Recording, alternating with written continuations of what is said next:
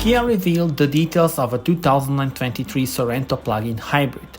For the 2023 model year, it has been streamlined to the one-range topping SXP trim, while the SXP was already fully equipped with an upscale interior technology, standard all-wheel drive, and a suite of standard advanced driver assist systems, including highway driving assist and rear cross-traffic collision avoidance technology. It now gains other features such as the retractable rear door sunshades, a 115-volt inverter that can charge household items such as laptop, and a standard Homelink. With 32 miles of an all-electric range, the Sorento plug-in hybrid can fully charge its battery in around 3.5 hours with a level 2 charger.